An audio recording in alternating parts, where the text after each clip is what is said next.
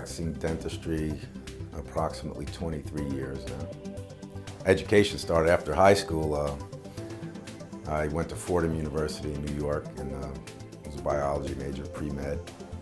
And I was debating on whether to go to medical school or dental school. And my brother, who's a surgeon, kind of convinced me to go into the medical field. But then I kind of disappointed him and said, I think I want to be a dentist, because on the weekends and during summers, I was working a lot of odd jobs, construction jobs and stuff, and I always liked to work with my hands, and I found that dentistry can actually integrate both worlds. So you can get the medicine involved as well as working with your hands constantly. So that's what made me go into the dental profession.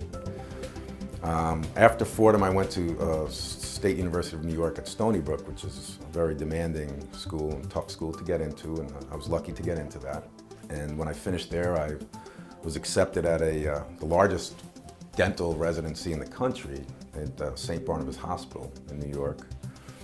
And then I stayed on as a chief resident, where I was in charge of the whole clinic floor and maybe 10 or 15 dentists, and the oral surgery department, which they threw at me as well. And then I stayed on as an attending for a few years after that, teaching, and I also had a faculty practice in the hospital. And that was in New York. And then I decided to move up to Connecticut, where my brother actually was practicing.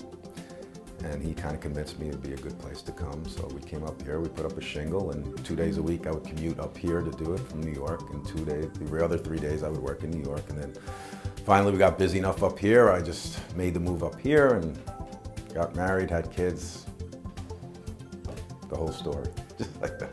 In 2005, I received my fellowship award from the International Congress of Oral Implantologists, because I do a lot of my own implant surgery as well as restoration.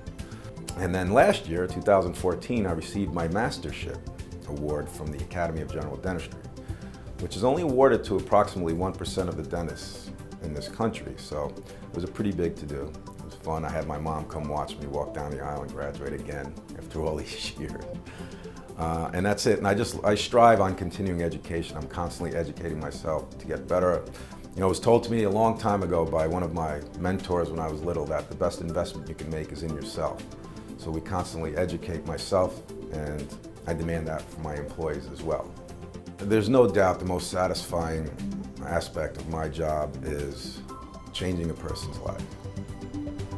When you can restore function to somebody who hasn't been functioning properly for so many years, and restore aesthetics and make them look and feel better about themselves, they can smile confidently, it really makes a difference, because I have so many stories of patients who have restored their mouths and their smiles, and it's absolutely changed their life, always for the better. And their only regret was that they never did it sooner. And that's really cool. I'm married 18 years, almost 18 years, to my wonderful wife, Kim, and I have 4 children, PJ, Joey, Nikki, and little Bella. So I have 3 boys and a little girl, 15 and under, so it's a busy household.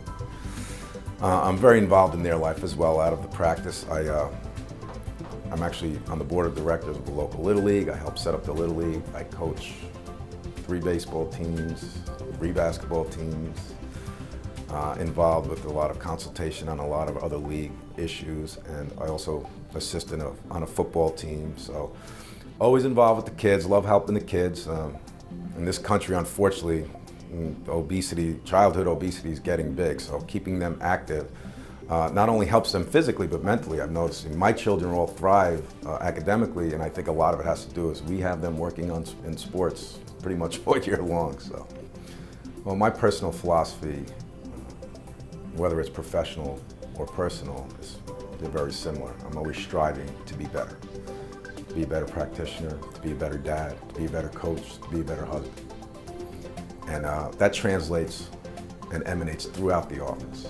And all of the staff usually staffs take on the personality of the owner, believe it or not. And then ultimately it translates to the patients getting the best care possible.